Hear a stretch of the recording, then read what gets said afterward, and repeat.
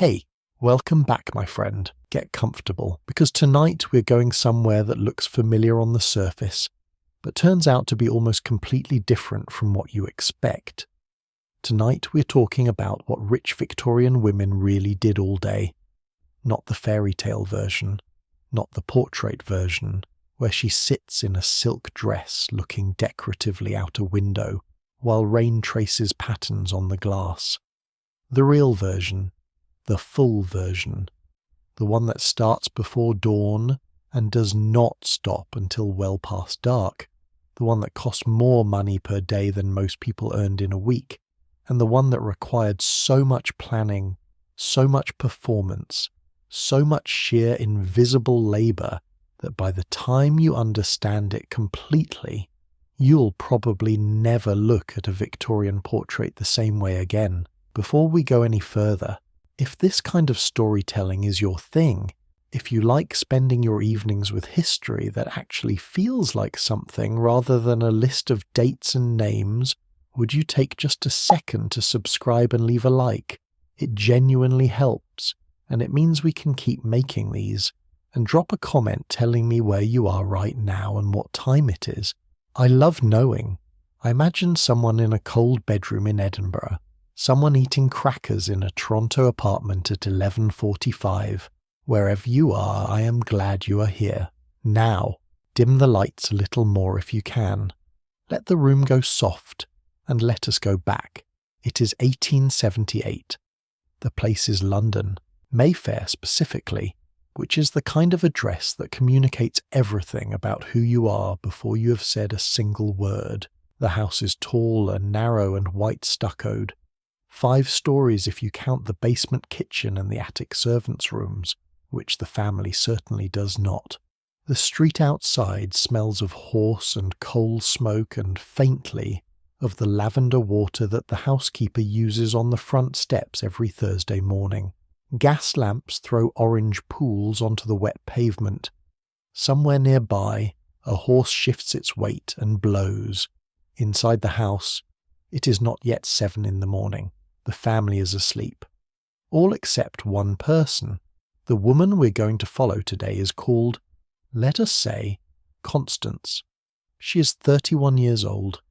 She is the wife of a successful barrister who has recently taken silk, meaning he has been appointed Queen's Counsel, which in the language of 1878 means money, status, and a particular social weight that now falls almost entirely on Constance's shoulders to manage correctly.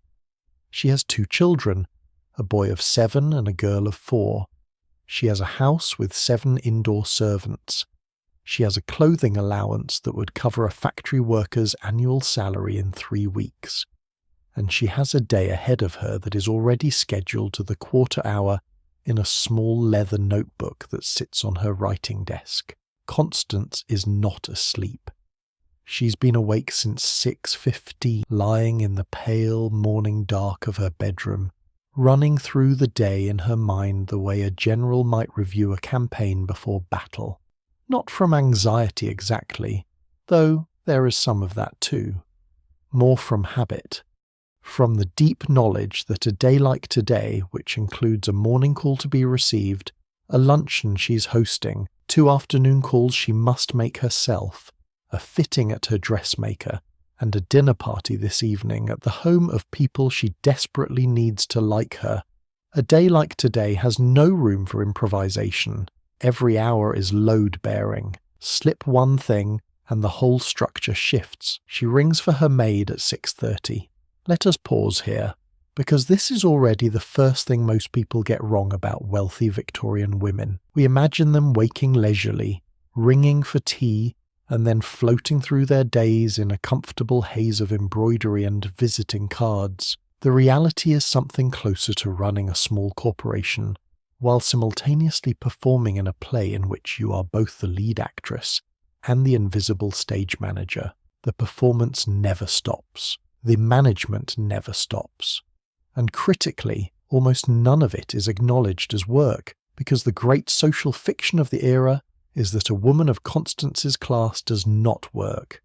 She simply lives, gracefully, as a testament to her husband's success. The labour required to maintain that fiction is enormous. The erasure of that labour is complete, and we will spend this entire evening pulling it back into the light. Her maid, whose name is Ellis, appears within 4 minutes.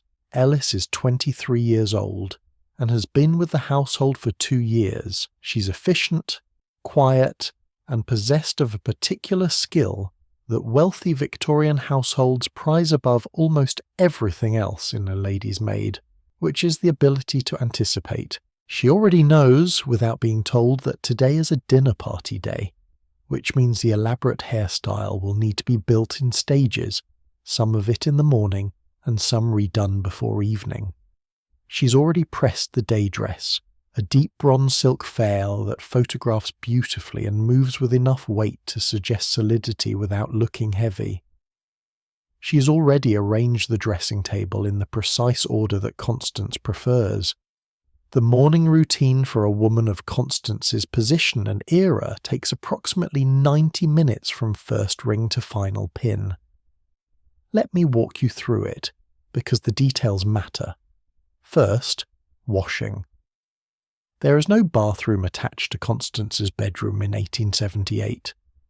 The full bathroom, with its large copper tub, is down the hall, and it is used twice a week for the full bath, which is itself a production requiring hot water carried by a housemaid in large copper jugs, poured into the tub in stages, tested for temperature, topped up as needed. On non-bath mornings, Constance washes at her washstand, which holds a large porcelain basin and a matching pitcher that Ellis has already filled with warm water from a kettle brought up from the kitchen. She washes her face, her neck, her arms, her hands.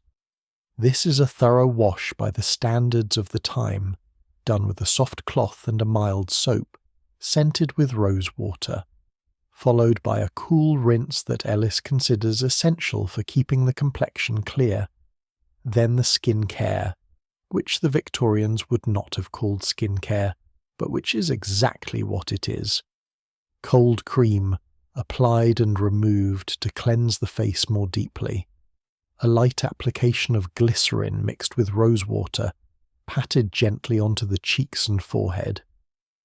If Constance's complexion is looking particularly dull this morning, Ellis might add a very small amount of rice powder, so lightly applied as to be invisible, just enough to even things out. Constance does not think of this as wearing makeup. Respectable women do not wear makeup. This is simply grooming. The distinction, socially and psychologically, is everything.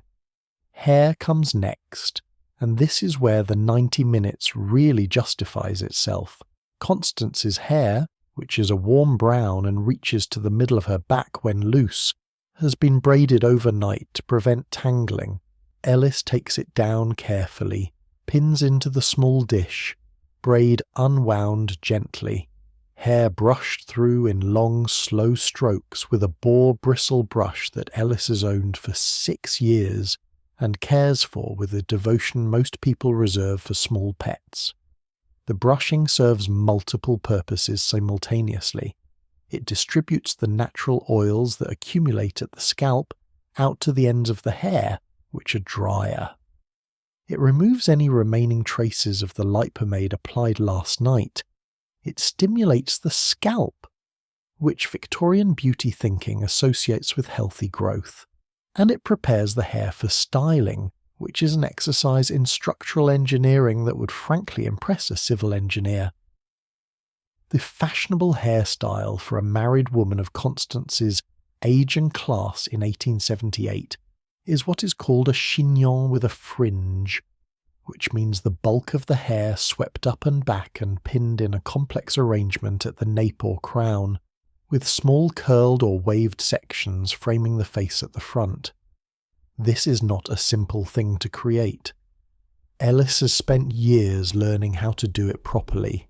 She works with a combination of Constance's real hair and small supplemental hair pieces, called additions, made from real human hair that has been carefully colour matched, because Constance's own hair does not quite provide enough volume for the silhouette that fashion requires. The hair pieces are attached with small hidden pins and blend seamlessly.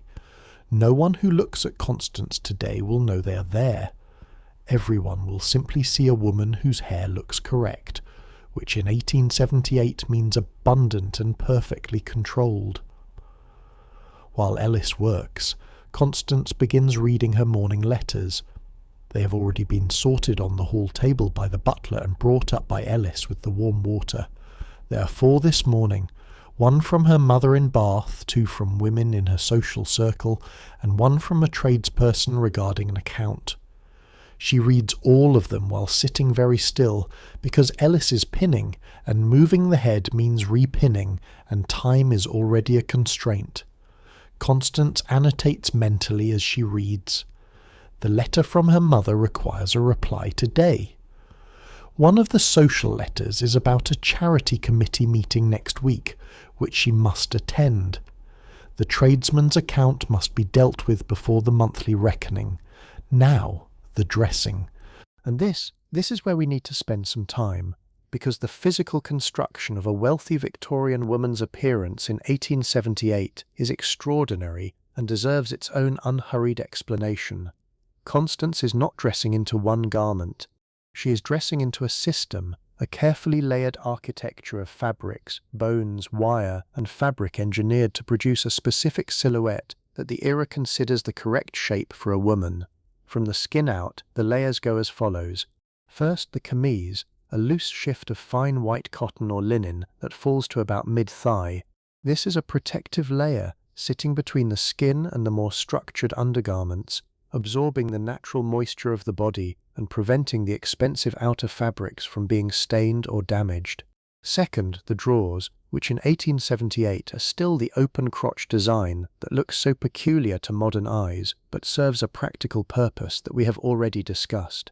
Third, the corset, and here we must be precise, because the corset has a complicated reputation that is not entirely fair. Constance's everyday corset, the one she wears for a day like today, is made of a stiff woven fabric called couture, reinforced with steel bones at the sides and front, with a central steel busk at the front that can be opened and closed via a hook and eye system, allowing it to be put on and removed relatively quickly. It laces at the back. Ellis laces it to Constance's preferred everyday tightness, which achieves the fashionable silhouette without causing genuine discomfort.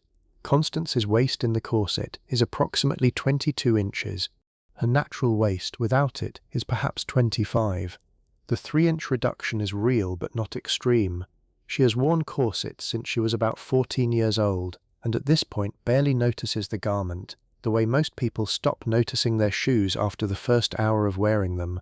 What the corset does, beyond the shaping, is provide structural support that the fashion of 1878 absolutely requires. The dresses of this era are not designed to be worn without corsetry. The seams, the construction, the placement of the waistband, all of it assumes a particular silhouette that the corset creates. Without it, the dress would not fit correctly. The visual effect would be wrong. A wealthy woman wearing an 1878 dress without a corset would look, by the standards of the time, the way a person looks today, wearing a formal suit jacket over pajama bottoms, technically covered, deeply incorrect. Fourth layer, the crinolette, which is what has replaced the full-cage crinoline of the 1860s in this transitional period of the 1870s. The crinolette is a smaller half-cage construction worn at the back of the body, giving the skirt its distinctive rearward projection. By 1878, the fashion is moving toward the full bustle, and Constance crinolette is paired with a padded bustle pad tied at the back of her waist to increase the visual projection. The combination produces the silhouette that the decade requires: a relatively flat front, a dramatic rearward shelf, a waist that visually narrows between the 2 volumes. Fifth, petticoats, 2 today for a formal day dress. The inner one is plain white cotton, the outer one slightly finer, trimmed with a small frill at the hem that will show if the skirt moves. They add warmth, protect the dress, and contribute to the movement of the skirts, which should swing and settle in a specific way. Then, finally, the dress itself. Bronze silk file, as Ellis chose this morning. It is a two-piece construction, bodice and skirt, that fastens together at the waist with a hidden series of hooks and bars. The bodice has a high neck edged in cream lace, long sleeves that button at the wrist with 6 small jet buttons, and a fit so precisely tailored to Constance's corseted figure that it can only be put on and taken off with assistance. The back closes with 17 hooks and eyes that run from the waist to the high neck. Ellis fastens every one. This takes approximately 4 minutes. Stockings, silk for a day like today, held up by ribbon garters tied just above the knee. Boots with a small heel, bronze leather to match the dress, fastened with a button hook up the side. A brooch at the collar, seed pearls and garnet. Nothing too ostentatious for morning, but nothing that says she hasn't tried. A small watch pinned at the left side of the bodice. Gloves, cream kid leather, set aside ready for when she leaves the house. Ellis steps back. Constance turns slowly to check the mirror on both sides. The silhouette is correct. The hair is pinned and smooth. The dress falls in exactly the lines it was made to fall in. The whole construction weighs, in total, something close to 15 pounds, and Constance will wear it for approximately 12 to 14 hours. It is 8:15 in the morning. She goes downstairs for breakfast. Now, here is where we need to add another layer to the picture, because the household Constance manages is not just her own body and her own appearance. It is a physical structure of 7 stories, a staff of 7, a social calendar of relentless complexity, and a budget that she controls entirely and that no one, including her husband, ever directly acknowledges she controls. The invisibility of this management is part of what makes it so exhausting and so interesting.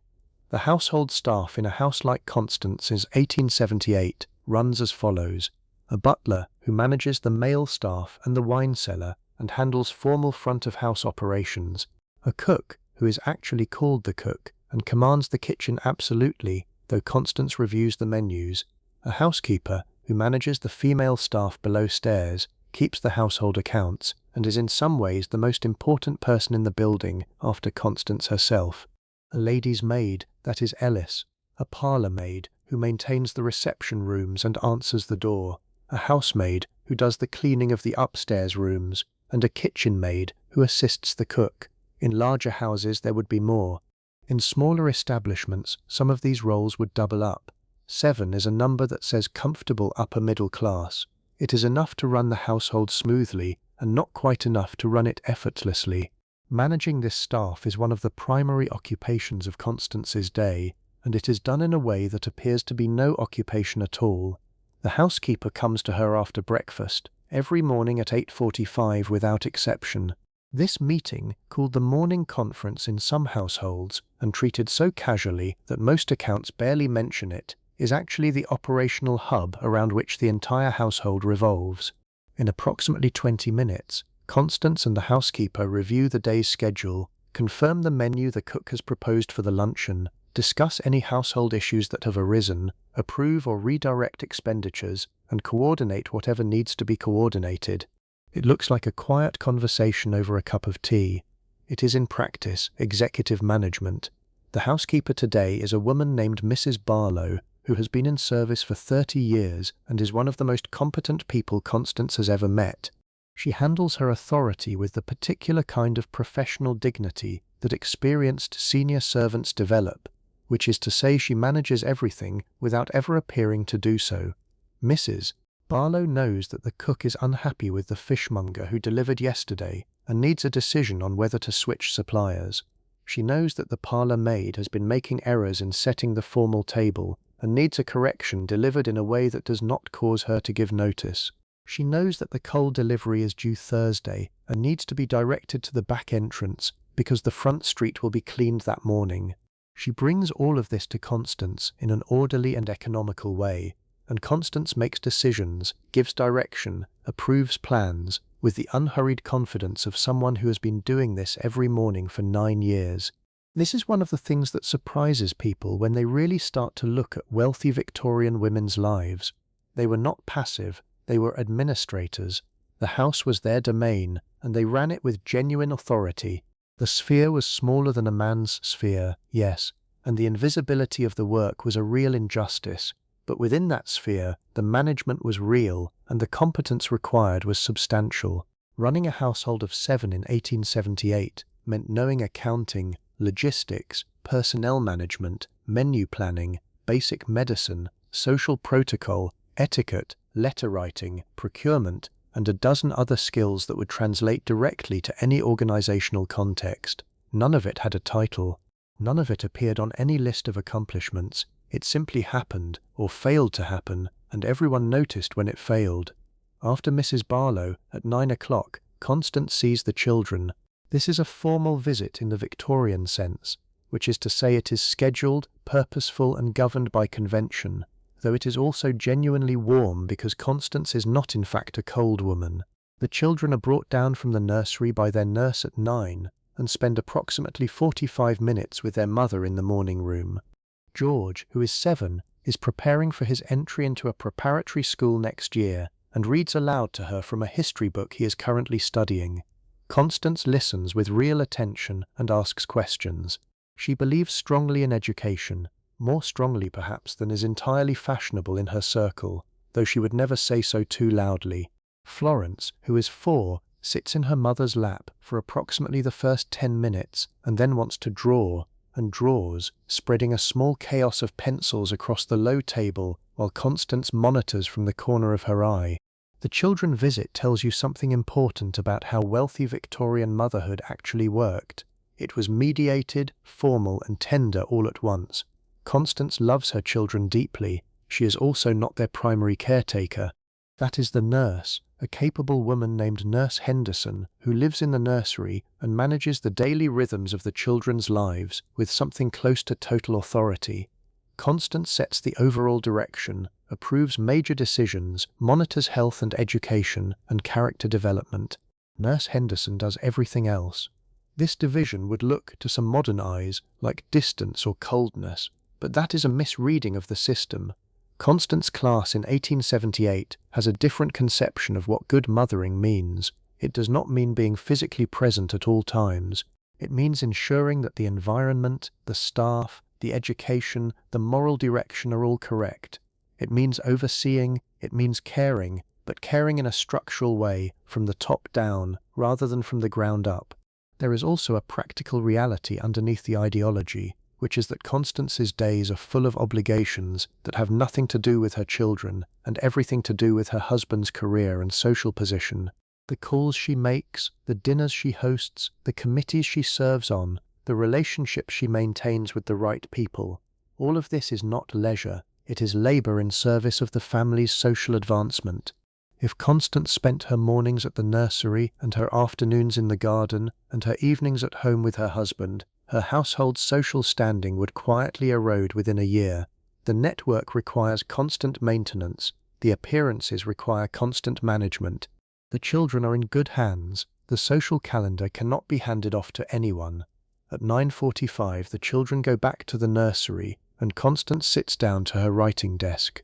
The writing desk is a beautiful object, rosewood with brass fittings, in the corner of the morning room where the light from the street window falls across it in a way that makes the room feel, in the early morning, almost pleasant.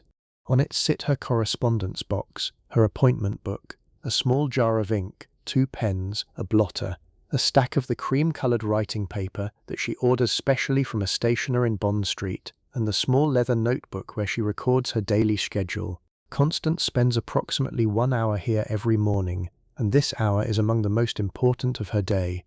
Victorian correspondence was not just social nicety, it was the infrastructure of social life. It was how plans were made, obligations fulfilled, relationships maintained, and information transmitted in a world without telephones and without the kind of casual drop-in visiting that would be considered normal in earlier eras. A letter received yesterday requires a reply today or tomorrow at the absolute latest. A luncheon attended requires a letter of thanks within 48 hours. An invitation requires a response, whether acceptance or decline, within the same period. Failure to observe any of these customs is not rudeness in the abstract. It is a social failure that will be noted, mentioned quietly, and remembered. Today Constance writes 5 letters. One to her mother, warm and newsy, full of small details about the children and the household and the dinner party this evening. One to a woman called Lady Ashworth, declining an invitation to a musical evening next week with an explanation of a prior engagement that is technically true, though the real reason is that Lady Ashworth's musical evenings have a reputation for going on until nearly midnight, and Constance cannot afford that kind of fatigue during a busy week. One to the secretary of a charity committee she helps organise, with notes on the agenda for next month's meeting. One to her dressmaker, confirming today's fitting appointment at 3 o'clock, and a brief courteous response to the tradesman's letter about the household account. 5 letters in 1 hour, each one perfectly judged in tone for the relationship and the occasion. Each one written by hand in a clear, elegant script that Constance practiced throughout her childhood, and which is now effortless. She seals them, addresses them, and leaves them in the hall for the butler to send out with the afternoon post. Now it is approximately 10:55. Constance has been awake for nearly 5 hours, has managed her household, seen her children, written 5 letters, and is dressed in £15 of engineered clothing. And the public day, the visible day, the day that will actually exhaust her most, has not yet begun. Let us stop here for a moment and talk about money, because money is woven through everything we are looking at, and it deserves its own direct examination. What did a household like Constance actually cost to run in 1878? The numbers are genuinely striking. We have historical records, household account books, advice manuals of the era, and economic surveys of the period that allow us to reconstruct the costs with reasonable precision. The staff alone was the largest single expense. A butler in 1878 earned approximately £45 to £70 per year. The cook, who was in many households paid more than the butler due to the specialised skill required, earned perhaps £35 to £50. A housekeeper, similarly specialised, £35 to £50. The lady's maid, who had a particular skill set and was treated somewhat differently from other servants, earned around £20 to £30. The 2 other maids and the kitchen maid each earned perhaps £14 to £20 per year. Total staff wages, roughly £200 to £300 per year, before the cost of their uniforms, their food, their accommodation, and various other provisions that the household was expected to supply. Food for a household of this size and class was a substantial ongoing expense. The cook spent perhaps 8 to 12 shillings per day on household provisions, depending on whether there were dinner guests. For a dinner party like tonight's, the food costs alone might run £2 to £3 for the evening.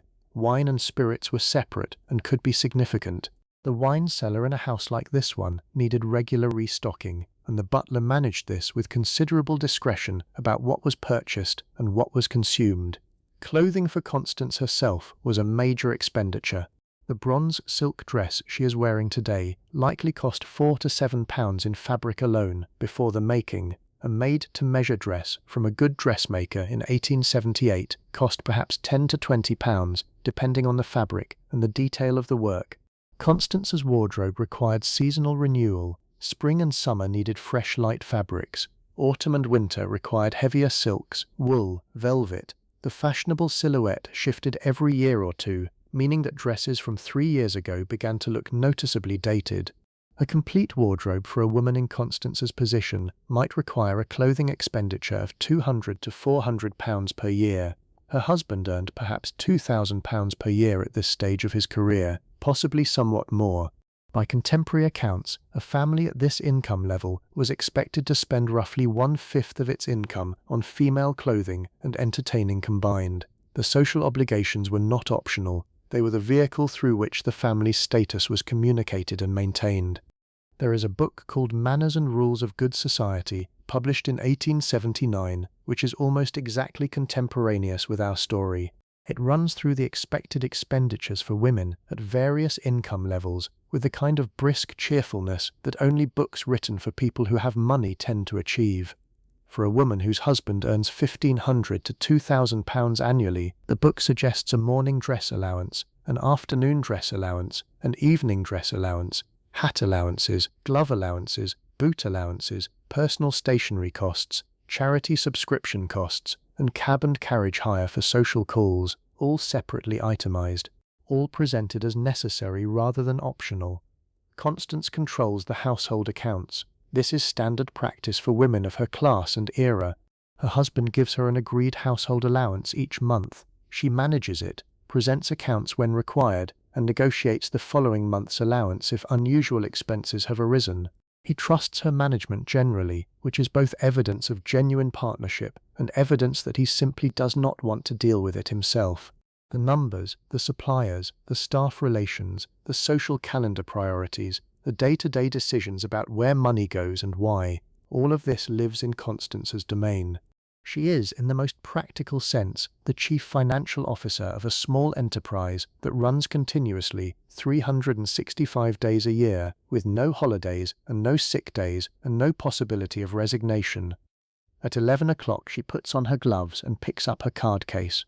A morning call in 1878 is nothing like what the words suggest to a modern ear. It does not happen in the morning.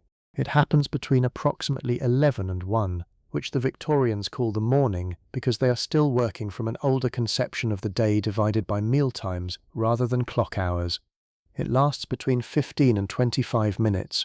It is conducted with a formality that would feel, to modern sensibilities, almost comically stiff, but which to the people participating in it is simply normal social life. The purpose of a morning call is to maintain a relationship, to honor a social obligation, to be visible in the right way to the right people at the right moments. It is not primarily about what is said. It is about the gesture of showing up, correctly dressed, at the correct hour, for exactly the correct length of time, and departing with exactly the right warmth and the right brevity. Miss too many calls on an acquaintance, and the relationship quietly withers.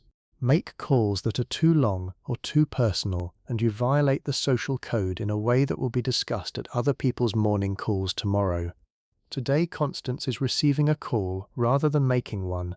Lady Whitmore, the wife of one of her husband's professional colleagues, is coming at 11:30. Lady Whitmore is about 8 years older than Constance, firmly established in a slightly higher social tier, and represents the kind of connection that Constance cultivates carefully because this is a relationship from which her family can benefit.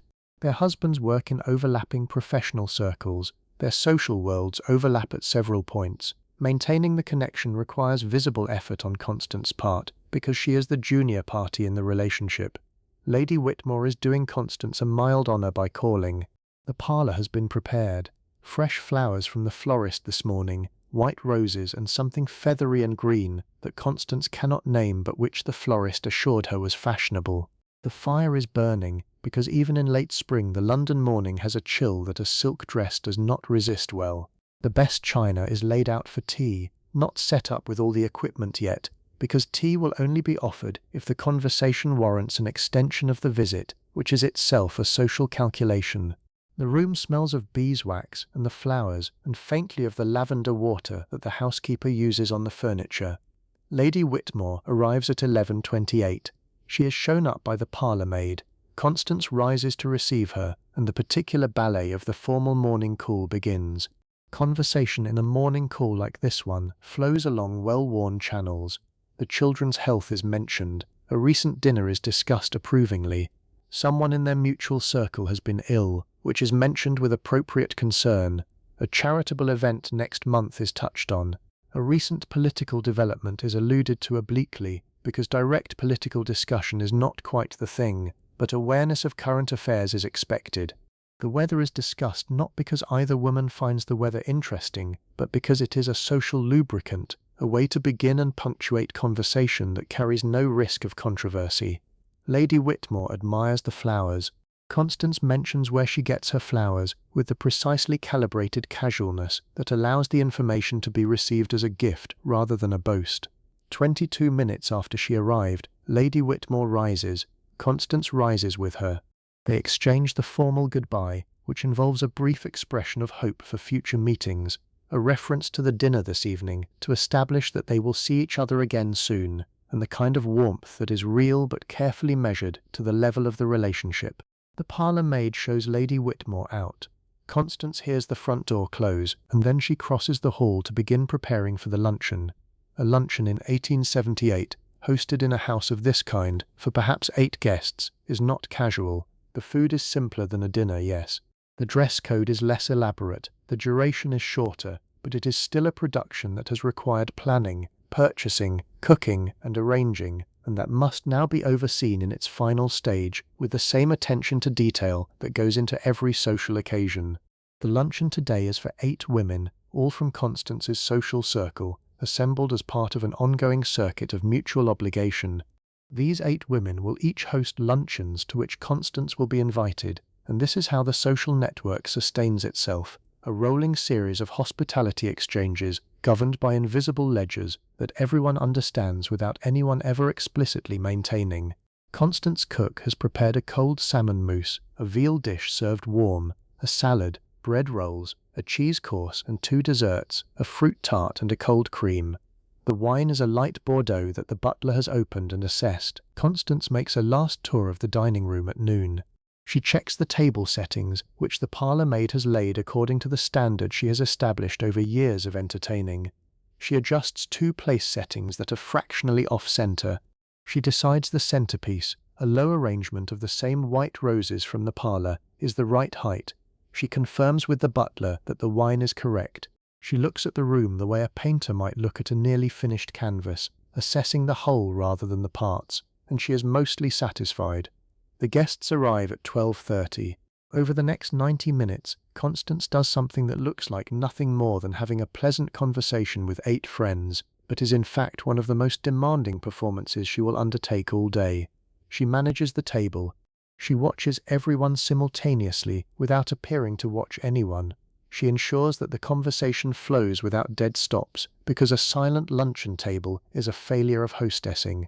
She redirects when someone touches a potentially awkward subject. She draws out the quieter guests and gently moderates the more voluble ones. She makes sure the woman to her right, who has recently had a bereavement, feels included without being overwhelmed. She makes sure the woman on her left, who is engaged to be married and is new to this particular group, feels welcomed, and she eats. She eats with appetite and without visible haste, taking small portions of each course, declining the 3rd glass of wine that would make the afternoon difficult, engaging with the food in a way that compliments the cook without being so enthusiastic as to seem, in the language of the era, vulgar.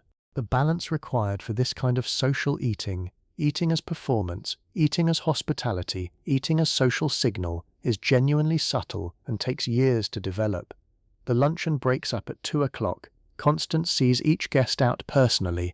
She exchanges a few private words with 2 of them, brief confidential asides that deepen individual relationships within the group. She thanks Mrs. Arnold specifically for bringing her a small piece of news about a mutual acquaintance that Constance needed to have. She reassures Mrs. Henley, who is the new fiancée, that she handled herself beautifully, which Mrs. Henley needed to hear, and which Constance noticed that she needed to hear about 30 minutes into the luncheon. By 2:15 the guests are gone, and the dining room is being cleared. Constance has approximately 45 minutes before she must leave for the dressmaker's fitting. She uses it to sit in the morning room, which is sunny in the early afternoon, and do something that she almost never mentions, and that her social circle would not consider worth mentioning either, which is that she reads. Not decorative reading, not the kind of reading you do to have something to say at dinner parties, though she does that too. Real reading.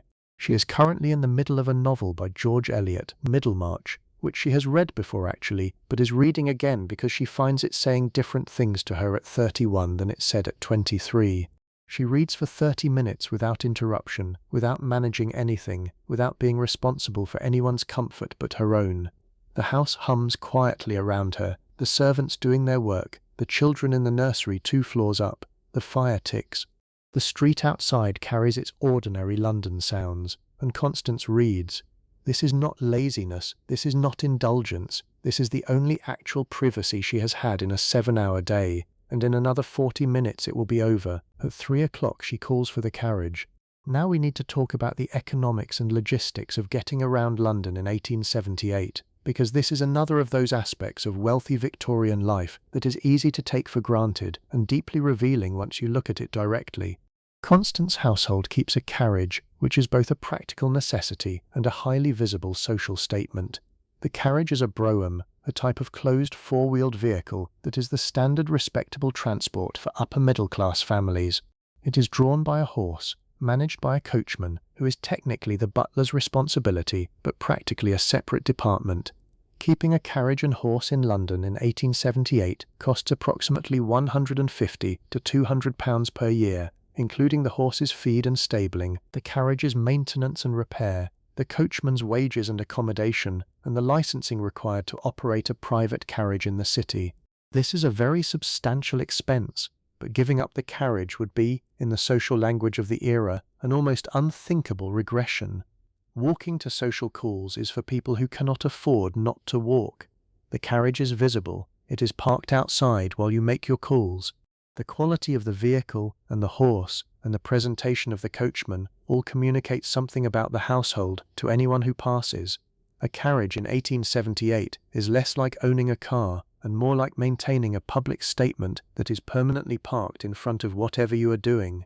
The brougham takes Constance to her dressmaker in Regent Street at 3 o'clock.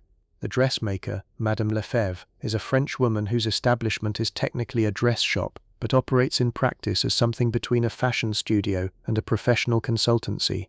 She does not make cheap clothes, she makes clothes that are correct, which means correct to the current fashion, correct to the client's position and circumstances, and correct in the precise technical sense of fit and construction. A dress from Madame Lefebvre fits so precisely because every seam has been fitted on the client's corseted body with a level of attention that a modern tailor might reserve for a bespoke suit. Today's fitting is for a dinner dress being made for a specific occasion next month, a formal dinner at a very important house that Constance's husband has been invited to in recognition of his new professional status. Getting this dress right matters, not because Constance is vain, she is not especially, but because the dress she wears to this dinner will be noted by everyone who sees her, and the note taken will say something about her husband's household, and therefore about him. She cannot afford to be wrong. The dress she is commissioning is in a deep blue-green silk, what the fashion of the moment calls peacock, with jet trimming and a slight train, because this is a formal occasion. Madame Lefebvre has already made the toile, which is a rough version of the dress in cheap muslin that is used to establish the fit before cutting the expensive final fabric. Today Constance stands in the toilie while Madame Lefebvre's fitter works around her with pins and chalk, making the infinitesimal adjustments that are the difference between a dress that fits and a dress that transforms. This fitting takes about 40 minutes. During it, Constance and Madame Lefebvre discuss the dress with a kind of mutual professional respect that is one of the more interesting social dynamics of the era. Madame Lefebvre is not Constance's social equal, she is formally in trade. But within this room, in the context of this particular expertise, she is the authority. Constance can express preferences and make requests, but she defers to Madame Lefebvre's judgment on technical questions and on matters of fashion correctness in a way she would not defer to almost anyone in her social circle. The dressmaker knows things that Constance needs to know. The relationship has its own dignity. While she stands there in the toil, Constance is thinking about tonight's dinner party. She runs through the guest list that her hostess's invitation mentioned, 12 people total. She knows 8 of them reasonably well, 2 she has met briefly once, and 2 she has never met at all. She thinks about the seating, insofar as she knows it, and who will likely end up near whom. She thinks about what she knows of each person that might be relevant to conversation. She thinks about what she knows that she should not repeat, and what she knows that would be welcome to share. This kind of social preparation is constant, unconscious, a running background process in the mind of someone who takes social life seriously, which in 1878 means anyone who participates in it at all. She is home from the dressmaker's by 5, 2.5 hours until the dinner party. This gap is not free time. There is no free time in a day like this one. The next 2.5 hours are preparation time, and they divide roughly into 3 phases.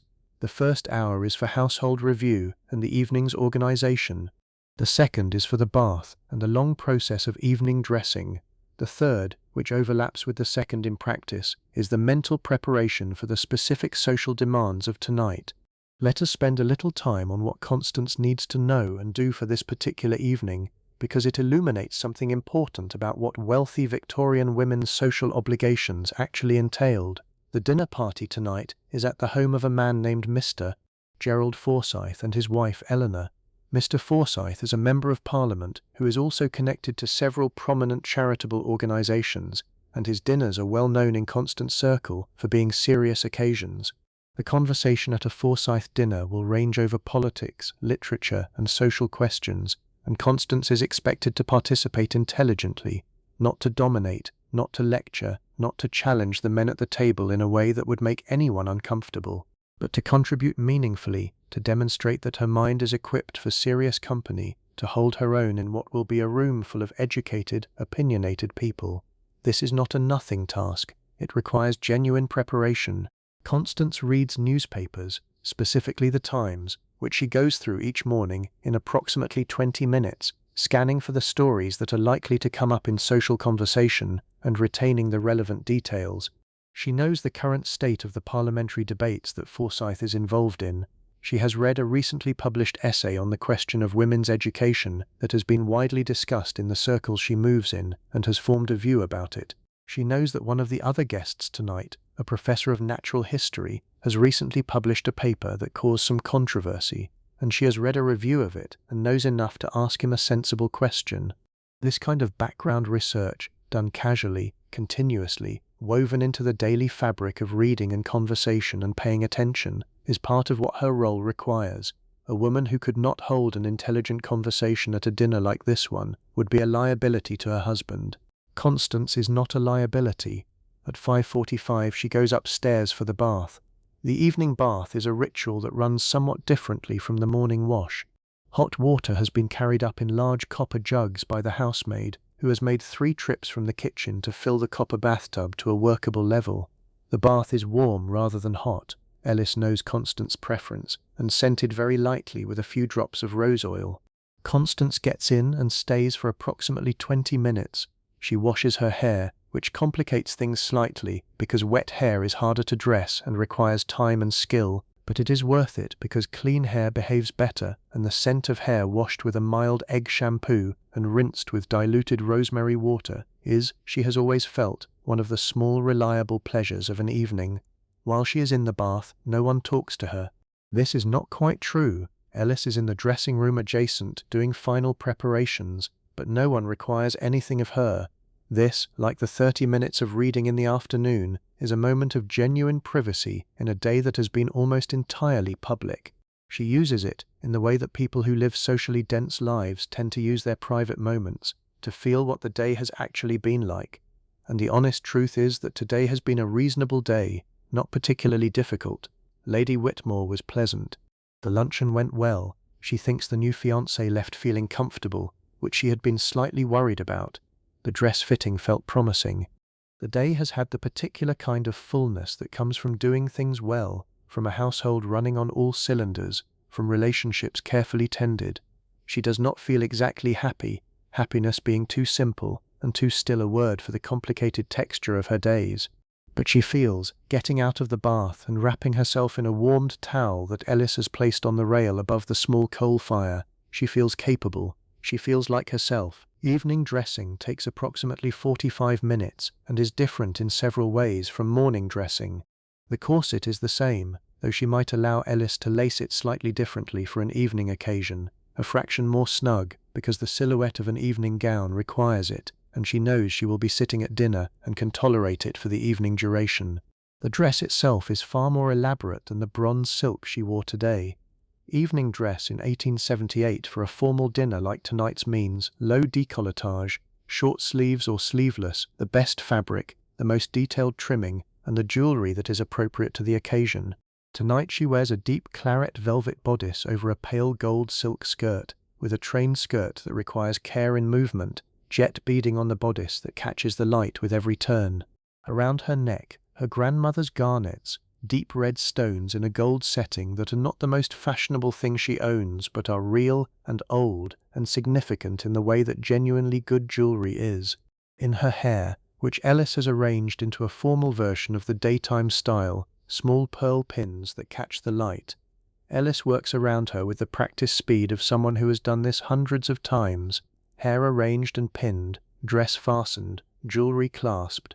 Long gloves, white kid, rolled carefully onto hands and arms and fastened at the wrist, a folded fan, ivory sticks with black lace, tucked into the wrist of the glove, slippers, gold satin with a small heel, brought out from the wardrobe and slipped on last, Constance stands in front of the full-length mirror. She looks at herself with the particular expression of someone making a professional assessment rather than an emotional one. She is not admiring herself, though she knows she looks well. She is checking. The hair is correctly dressed. The garnet necklace falls correctly against the décolletage. The dress is the right level of formality for a Forsyth dinner. The whole composition says exactly what it should say: a woman of good taste, appropriate breeding, and well-managed circumstances. Good. It will do. It is 7:20. Her husband arrives home at 7:30 to dress himself, which takes, because he is a man in 1878, approximately 15 minutes. At 8:15 they get into the carriage together and drive to the Forsyths. Now let us step back for a moment, because I want to talk about something that is easy to miss in the accumulation of detail. The thing that is easy to miss is how much of Constance's day has been determined by other people's requirements, and how little of it has been determined by her own preferences. This is the fundamental reality of a wealthy Victorian woman's existence, and it cuts across everything we have been looking at. She rose at 6:15 because the day required it. She dressed in a particular way because fashion and social convention required it. She received Lady Whitmore because the social obligation required it. She hosted the luncheon because the circuit of mutual entertainment required it. She is going to this dinner party tonight because her husband's professional relationships require her to be there, to be impressive, to be charming, to reflect well on him.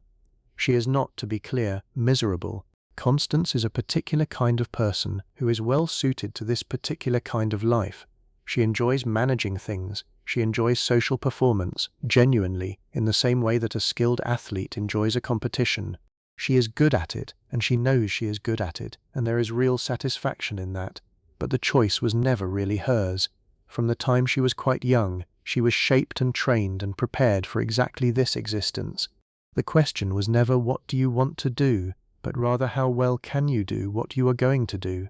And Constance has answered that question exceptionally well for 31 years, and intends to continue answering it.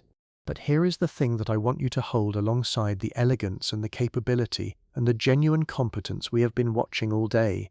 The game she is playing so well has rules that she did not write and cannot change. The social currency she is accumulating through every well-managed luncheon and every perfectly timed morning call and every intelligently conducted dinner party conversation accrues to her husband's account. Not hers. She cannot invest it directly on her own behalf. She cannot convert it into anything that belongs to her alone. If her husband dies tomorrow, or if he leaves, or if some reversal strips the household of its income, none of the capability she has demonstrated for 31 years appears on any record. No one will hire her. No institution will give her credit for her management. The invisible labor becomes invisibly worthless. This is not a criticism of Constance. This is an observation about the structure she lives in. She manages it with grace and with something that genuinely looks like contentment much of the time, but the structure is real, the constraints are real, and understanding both things simultaneously is what lets you see the Victorian wealthy woman clearly, rather than through either the sentimental lens of romanticization or the flattening lens of pure critique. Let us go to the dinner. The Forsyths live in a large house in Eaton Square, which is a step above Constance's neighbourhood in Mayfair in terms of formality and address. The house is lit in all its windows when the carriage draws up, and the sounds of other carriages arriving and departing indicate they are not the first to arrive. A footman opens the carriage door. Constance descends first, then her husband. They enter together. The entrance hall of a dinner party like this one has a particular atmosphere that is difficult to describe but instantly recognizable to anyone who has been to one. A density of warmth, the combined heat of many people in enclosed space, the smell of hothouse flowers and candle wax, and the good pomades that men of this class use on their hair, and underneath it a faint charge of anticipation, because everyone here knows that the next 3 hours will be spent performing in close company with people they need to impress, and there is both pleasure and pressure in that knowledge.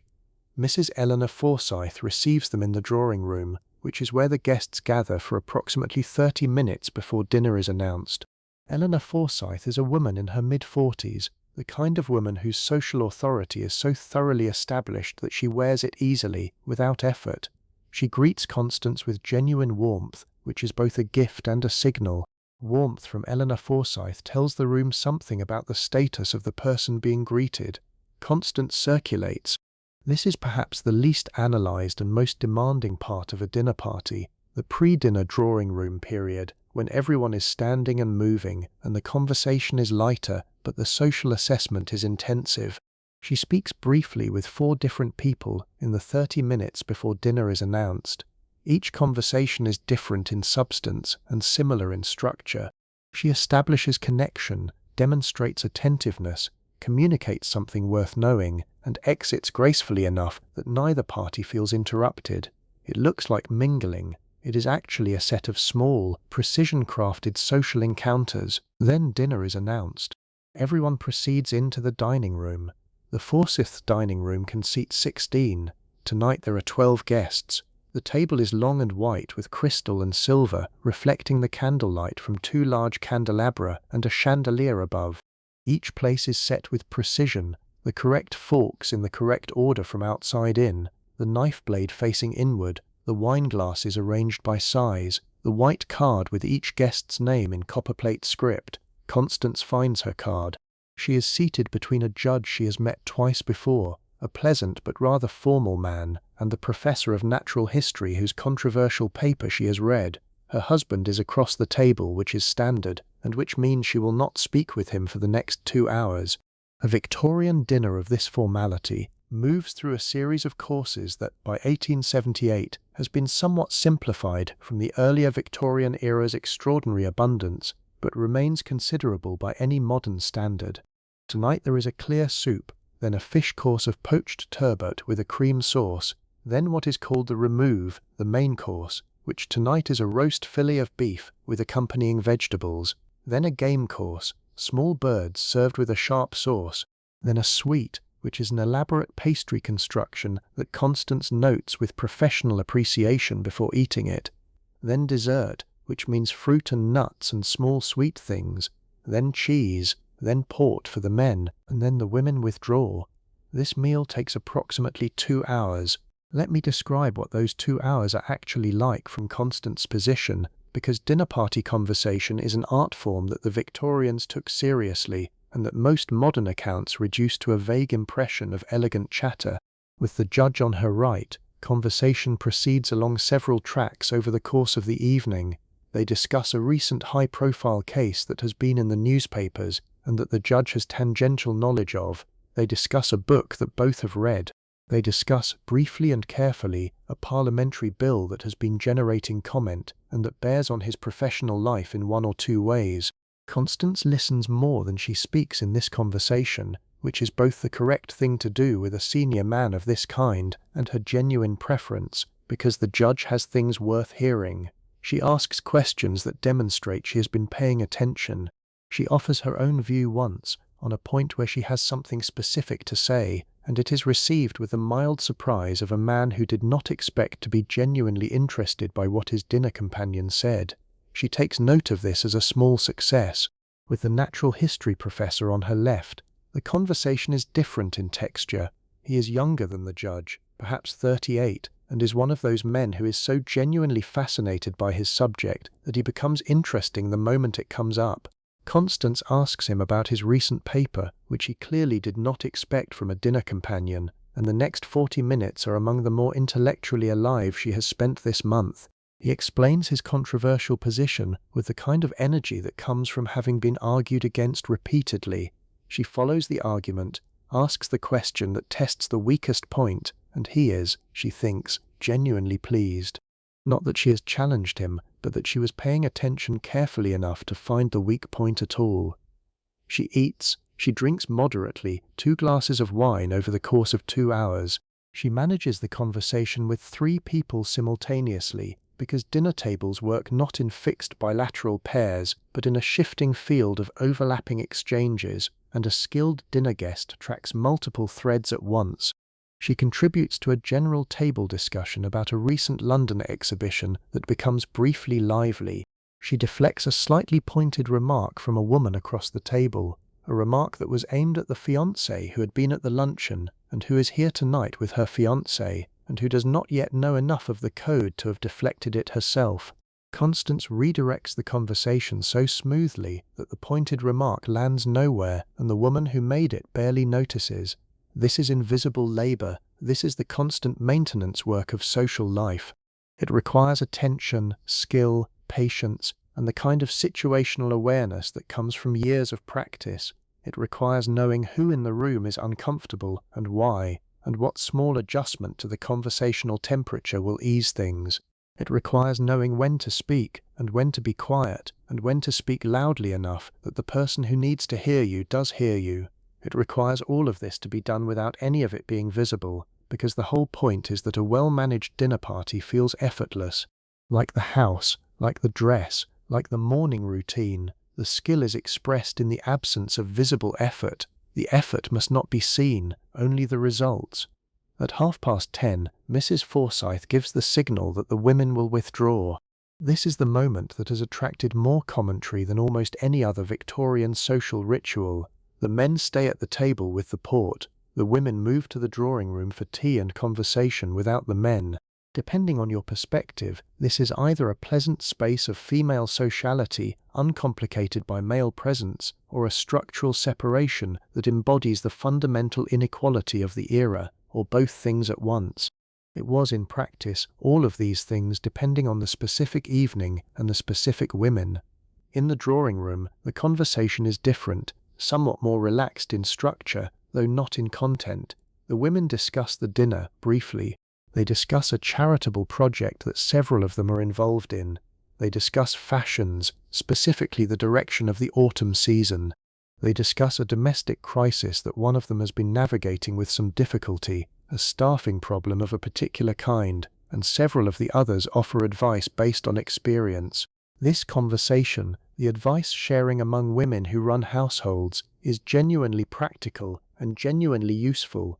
It is one of the real functions of the female social circuit. Information travels through it, experience is shared. Things that cannot be discussed with husbands, because they fall entirely within the female domestic domain, are discussed with other women who understand them. Constance participates in all of this. She offers her advice on the staffing question with the authority of someone who has navigated similar situations and learnt from them.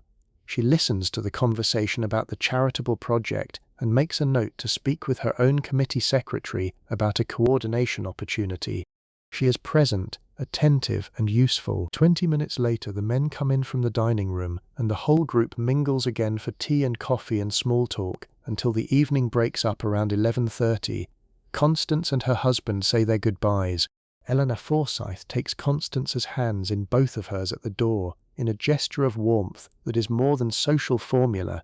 The judge says something very kind about the conversation at dinner. The natural history professor asks if he might send her a copy of his paper with some additional notes. She says she would find that very interesting, which she means. In the carriage home, Constance and her husband talk for about 10 minutes. He tells her the dinner was successful. She agrees. He mentions that he had a useful conversation with Forsyth himself about a professional matter. She tells him about the natural history professor and his paper. He listens with the slightly distracted attention of someone beginning to decompress after a long day. They arrive home at midnight. Ellis is waiting upstairs.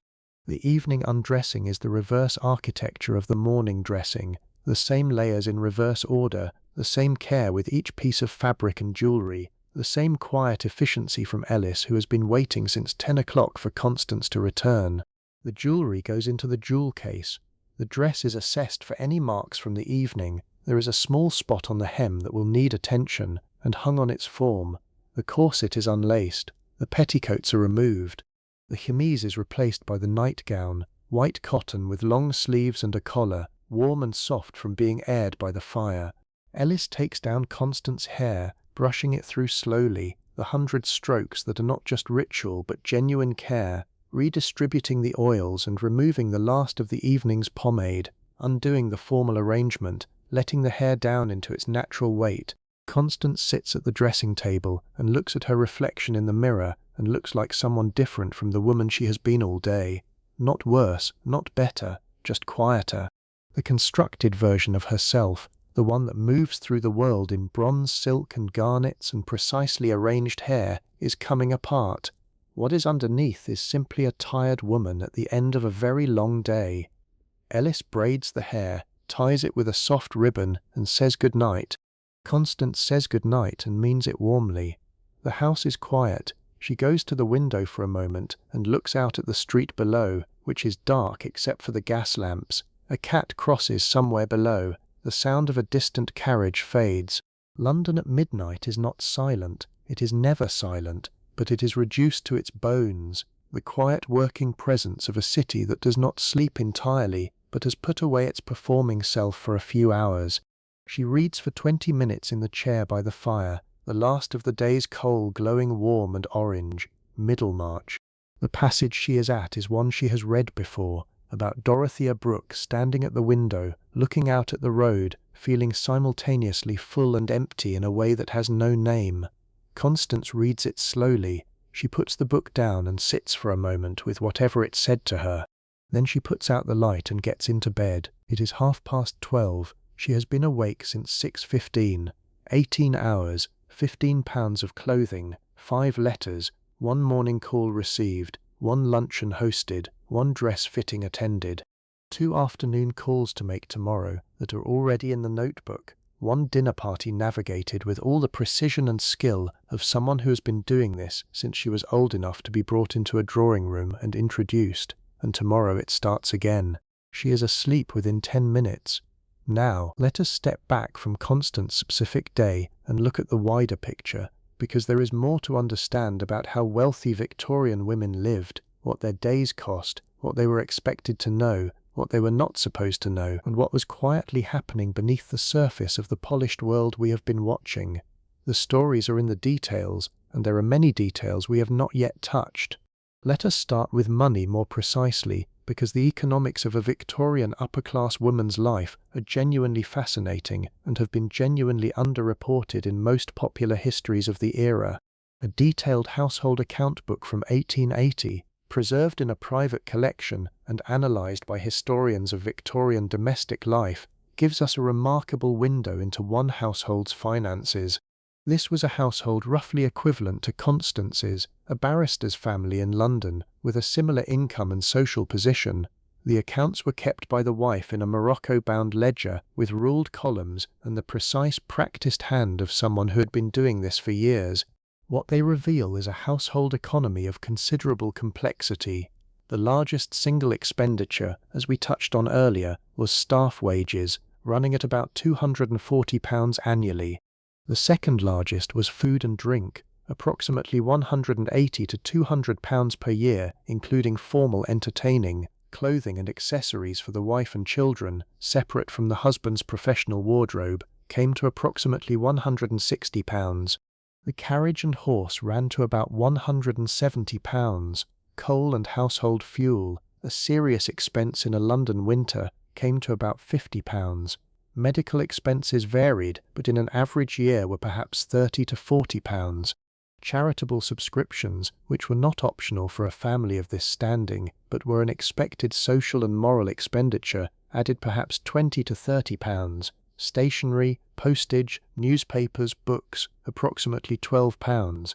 Various incidentals, including gifts given to servants, tips, small household repairs, running at another £30 to £40 annually. The total, excluding the husband's own personal expenses and professional costs, ran to approximately £900 to £1,000 per year.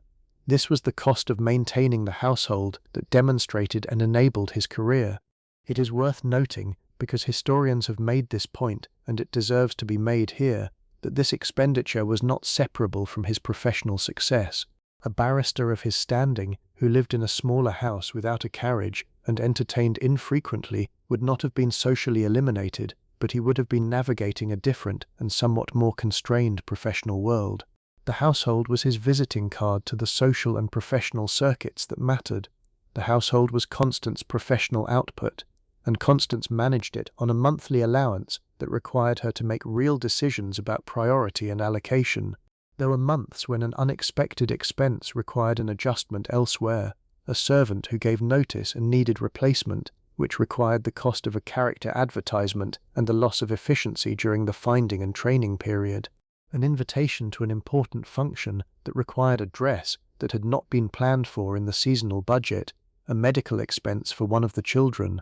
Constance made these decisions quietly, without drama, without discussing them with her husband in most cases, because the household finances were her domain and she was competent in it. But it was real management under real constraints, not the elegant float through life that Victorian portraits suggest. Now let us talk about what a wealthy Victorian woman was supposed to know, because this is one of the most interesting and underexplored aspects of the era, and it connects directly to the education question that comes up in the natural history professor's controversial paper, and that Constance has been thinking about since reading the review of it. A girl of Constance's class and generation was educated by a governess until approximately 16, at which point she entered society as a young woman eligible for the social circuit and eventually marriage. The governess's curriculum was not random or haphazard, though it varied enormously between households.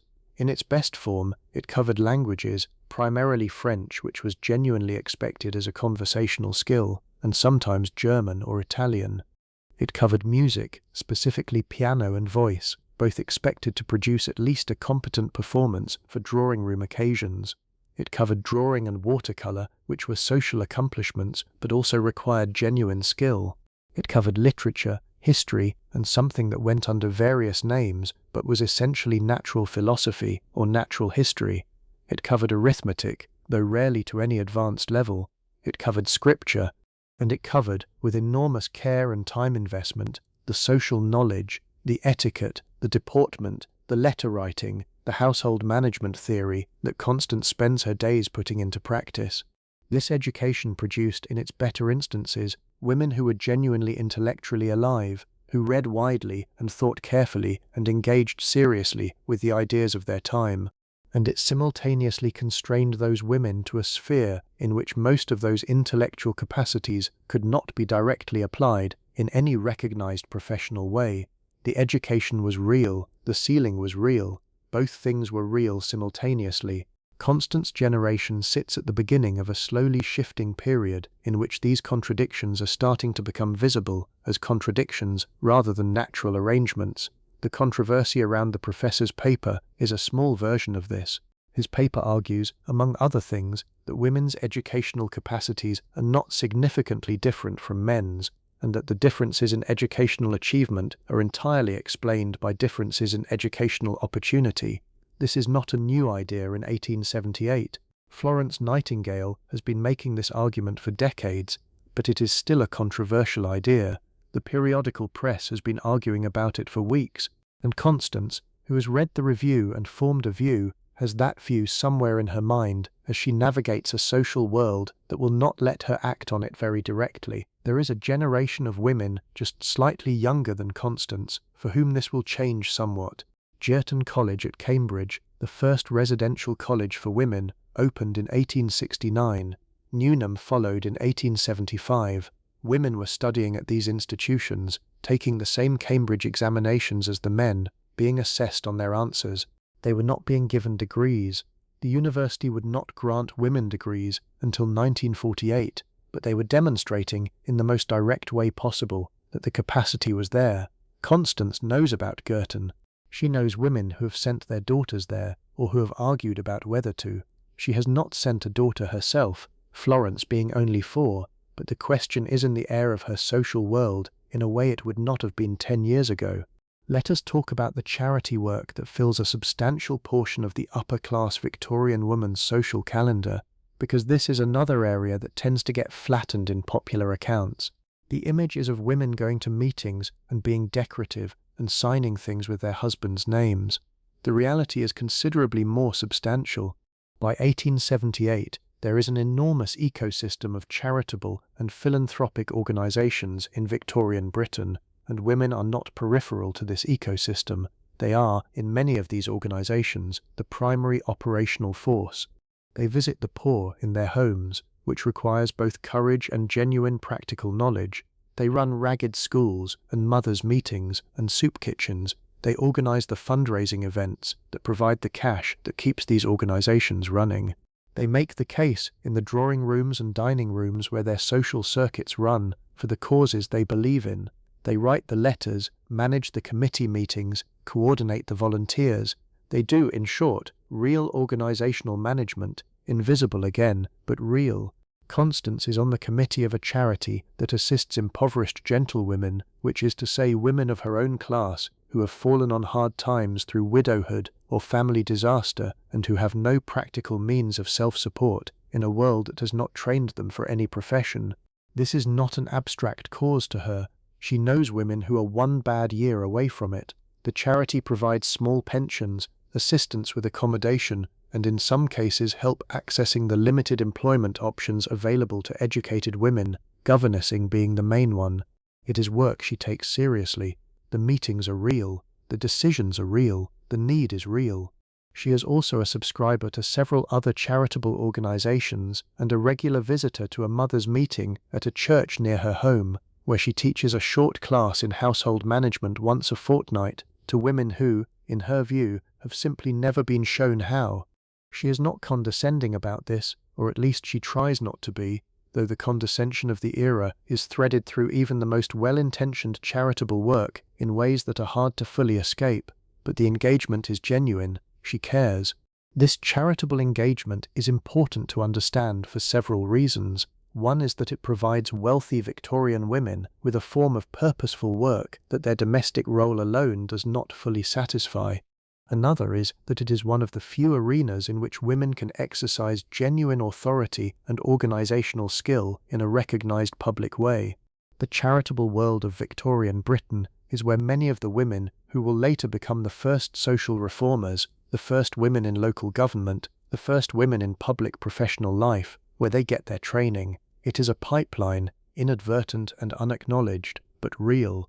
Now let us talk about the seasons, because one of the things that defines wealthy Victorian social life and structures the entire year for a woman in Constance's position is the social calendar, and the social calendar has seasons, and the seasons determine almost everything about where she is and what she is doing in any given month. The London season, which is the formal spring and early summer period of concentrated upper-class social activity, runs roughly from late April to late July.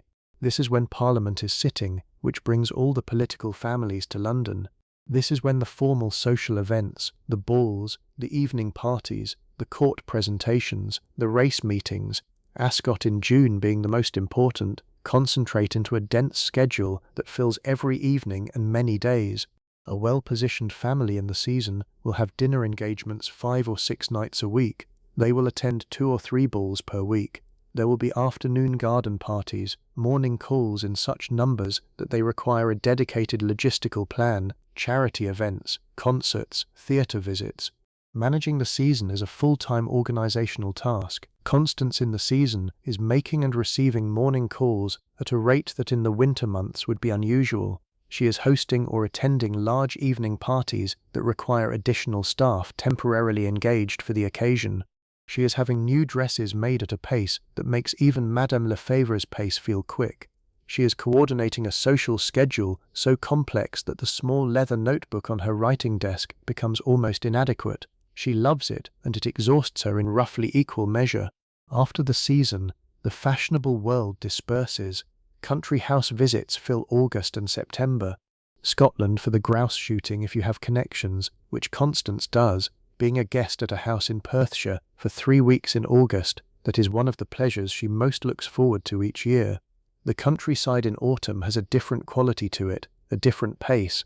The house parties are less formal, the evenings more genuinely relaxed. She reads more in August. She walks more. She sleeps a full 8 hours regularly. The children are with her all day, rather than in the nursery with the nurse, because in the country the boundaries loosen somewhat. Florence runs on lawns. George catches things in streams. Constance watches and thinks this is the world the children will remember. October and November bring a return to London and the gradual resumption of the social calendar. Winter entertaining is less intense than the season, but substantial. There are dinner parties every week. There are musical evenings, which Constance enjoys more than she sometimes admits publicly, because the kind of music performed in good London drawing rooms in 1878 is often genuinely excellent. There are balls, though fewer than in the season. There are charity committee meetings, which in the winter months tend to intensify because the need intensifies. There are the domestic routines, the household management, the morning calls and correspondence, and all the invisible labor that runs year-round regardless of season. And through it all, the constant parallel management of family life, children's illnesses, which she deals with herself in the first instance, calling the doctor for anything serious, and managing the minor ailments, colds and small fevers and earaches, and the various indignities of childhood, with the kind of competent maternal medicine that every woman of her era learns, partly by experience, and partly from the household medical guides that sit alongside the cookbooks on the kitchen shelf. Her husband's professional demands, which sometimes require hospitality to be organized at short notice when an important colleague needs to be entertained. Her own health, which she monitors with the somewhat detached attention of someone who has learned that her own body is a professional resource that must be maintained. She rests when she can. She does not rest when she cannot.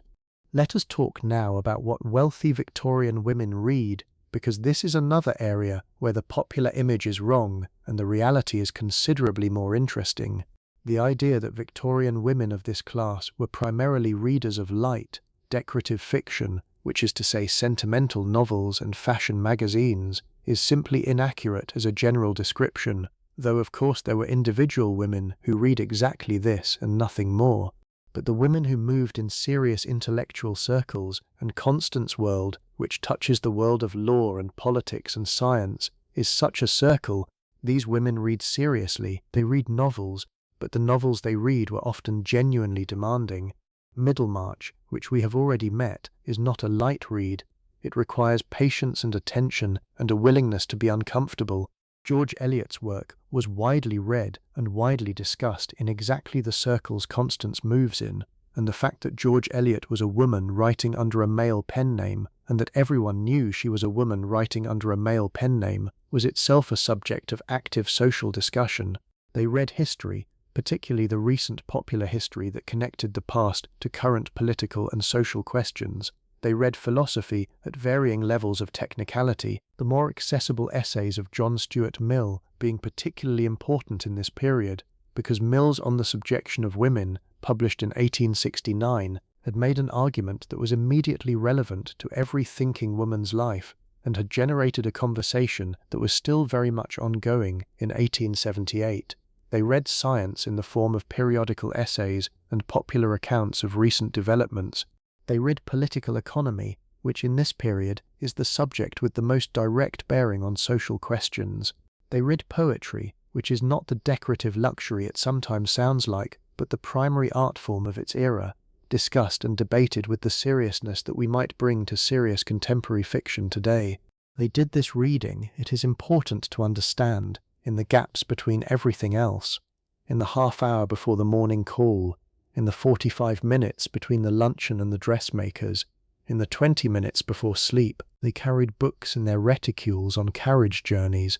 They annotated margins. They corresponded about what they were reading with women friends who were reading the same things, and this correspondence was one of the primary vehicles through which serious ideas circulated in women's social networks. None of this reading was vocational in any direct way. None of it produced professional advancement, but it was real intellectual life, seriously engaged with, and it produced women who could hold their own at a Forsyth dinner, and who found the natural history professor genuinely interesting, and who had opinions about Middlemarch on second reading that were different from their opinions on first reading. The life of the mind was not absent from the wealthy Victorian woman's existence. It was threaded through everything and never acknowledged. Now, because we have been living in 1878 with Constance, let us broaden the frame and talk about the full sweep of the Victorian era, which runs from 1837, when Victoria came to the throne, to 1901 when she died. That is 64 years, which is an enormous span of time during which wealth, fashion, social norms, women's access to various spheres, the cost of things, and the texture of daily life all changed substantially. The wealthy woman's day in 1840 was meaningfully different from the wealthy woman's day in 1880, which was meaningfully different from 1900. In the early Victorian period, the social world was somewhat less formalized in some respects and more formalized in others. The calling card system was newer and being actively codified. The season was less rigidly structured. The domestic management of a household was less heavily influenced by the advice manual industry, which exploded in the 1850s and 1860s. Isabella Beeton's Book of Household Management, published in 1861, is the most famous of these, but it was by no means the only one, and the industry of advice literature directed at the middle and upper middle class housewife was enormous. Mrs. Beeton's book, which is often summarized as a cookbook but is actually a comprehensive guide to running a Victorian household, is fascinating partly because it reveals how much of what we have been describing Constance doing was consciously codified and systematically taught to the women who needed to learn it. Mrs. Beeton's opening chapters are about household management and the duties of the mistress before any recipe appears. She says, with the crisp authority of someone who believes every word, that the mistress of a household should be the head of her establishment in the same way that a general is head of his army. Not a metaphor she meant lightly. The comparison is to command. The book sold over 60,000 copies in its first year. It went through numerous editions. It sat on the shelves of middle and upper middle class households for the next 50 years. It was not exactly followed to the letter, any more than people today follow cooking advice to the letter, but it shaped expectations about what a well-run household looked like and what the woman at its head was supposed to be doing. Let us move forward in the era now and look at the later decades, because the 1880s and 1890s brought changes that altered the texture of wealthy women's lives in ways that are interesting and important. The 1880s saw a significant intensification of what historians call the New Woman debate, which is the cultural argument about whether women should have access to education, professional employment, physical freedom, and political participation in ways that went well beyond what the early Victorian era envisioned. This debate was not abstract. It was playing out in the actual lives of real women in real households, including households like Constance's, the generation of women who went to Girton and Newnham in the 1870s and early 1880s were, by the late 1880s, beginning to move into some professional roles, primarily teaching and nursing and medicine in a limited way, and their existence was a constant provocation to social order because they demonstrated that women could do things that the social order had insisted they could not or should not. The women's suffrage movement, which had begun organizing seriously in the 1860s and 1870s, was by the 1880s a significant presence in public life. Women were writing, publicly and under their own names, about their own subjection. The conversation was getting louder. For a woman like Constance, who is intelligent and thoughtful and engaged with the ideas of her time, this is not a distant debate. It has a personal dimension, even if she has not articulated it as such.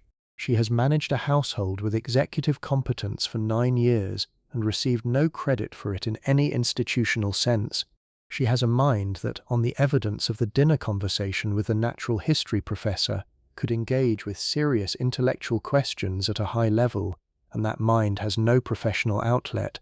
She has opinions about women's education and women's suffrage that are somewhat more advanced than her social position makes comfortable to express too loudly. She does not, in 1878, use the word feminism, which would not enter common English usage for another decade. But she is in the general current that will eventually produce the suffrage campaign of the early 20th century, the campaign that her daughter Florence, who is 4 years old tonight, will live to see succeed in partial form in 1918 and in full form in 1928. This is the historical current underneath the surface of the polished life we have been watching. The day Constance has lived, the morning calls and the luncheon and the dress fitting and the dinner party, all of it exists within a structure that is slowly, almost imperceptibly beginning to shift. The wealth is real, the competence is real, the invisible labor is real, and the slow grinding awareness that the structure itself is wrong, that the capable woman who runs this complicated household and manages this complex social life deserves a different relationship to her own agency than the structure provides. That awareness is real too. It does not arrive at a single moment. It accumulates over years and decades and generations, but it is there. It is there when Constance reads the review of the professor's paper and makes a note to ask him about it at dinner. It is there when she sits in the morning room with Middlemarch and notices that the passage about Dorothea looking out the window says something different to her at 31 than it did at 23. It is there when she handles the household accounts with the kind of facility that a good accountant has, and thinks, briefly and without any particular bitterness, that this is not a skill that has anywhere to go. It is there. Now let me tell you about some of the other wealthy women of this era, because Constance is one version of this life, and there were many others. The wealthy Victorian woman was not a monolith. The range of circumstance, personality, freedom, and constraint was wide, and looking at some of the wider range gives us a fuller picture. At one end of the spectrum was the aristocratic woman, the daughter or wife of a peer, living in a world of considerably greater formality and considerably greater wealth than Constance's. The great aristocratic houses of Victorian England, the country seats and the London townhouses of the dukes and earls and their families, operated on a scale that makes the household we have been watching look positively modest. A staff of 30 or 40, houses with ballrooms and picture galleries and libraries and billiard rooms and orangeries, entertaining on a scale where a dinner party of 12 guests would be considered a very small and intimate occasion. Women in these households had, in some ways, more freedom and in some ways less than Constance. More freedom in the sense that the sheer scale of the establishment meant that more tasks could be genuinely delegated, which meant more time that was genuinely unscheduled. Less freedom in the sense that the social obligations of the aristocracy were even more relentlessly public and even more thoroughly observed. The visibility of an aristocratic household, both in the season and in the continuous social management of county connections, was enormous, and the price of failure of a misjudged dinner party or an inappropriately matched marriage alliance or a household that was visibly not running well was proportionately enormous too. At the other end of the upper-class spectrum were the women of the professional and commercial upper-middle class, the new money, the families whose wealth came from industry or commerce or the professions rather than from land. These women were in some ways the most interesting precisely because they were trying to construct respectability from scratch. They had money and they needed social position, and they worked harder and more consciously to acquire it than women born into it. The advice manuals were written primarily for them. The social rules that we have been watching Constance navigate were most anxiously observed by women who had not grown up observing them, and who knew that their instincts could not be trusted the way Constance's instincts can be trusted, because her instincts were formed over a lifetime of immersion in the right social world. There is something both sympathetic and melancholy about these women. They put in enormous effort to acquire a social position that the women born into it acquired by breathing, and the rules they were learning so carefully, the calls and the cards and the correct way to address an envelope, were rules that the women born into the world could bend slightly because they knew which rules mattered and which were merely conventions, something you could only know if you grew up inside the system. Let us also talk about the physical world of the wealthy Victorian woman's leisure, because there were pleasures in this life that genuinely deserve their due. The idea of the Victorian upper-class woman as imprisoned by her social obligations misses the real enjoyment that much of this life contained. There was music. The drawing-room culture of Victorian England produced an extraordinary flowering of domestic music-making that we have largely lost. Women who played the piano were in many households playing seriously, not just producing polite background noise, but performing with real skill and real repertoire. Chopin and Schumann and Schubert were the standard drawing-room fare, and performing them well required years of dedicated practice and genuine musicianship. The musical evenings that Constance declines when they run too late were often performances of real quality. Women who sang, and many women of this class and period were trained singers, could access a repertoire from Handel to Brahms that was performed in drawing rooms with the kind of focused attention that we now reserve for concert halls. There was the countryside, the August weeks in Scotland, the country house visits, the time spent in a landscape that was genuinely beautiful and away from the compressed social demands of London. Women of this class had real access to natural beauty, to gardens and parkland and coast and mountain, in a way that many of their contemporaries did not. The long walks on good estates, the gardening that some women of the era took seriously as a real occupation, the early morning rides on good horses in clear air, These were genuine pleasures. There was friendship. The female social world of Victorian Britain, for all its formality and all its competition and all its elaborate codes, was also a world of genuine female friendship and community. The correspondence that we have seen Constance writing every morning was not just obligation. The warmth in some of those letters was real.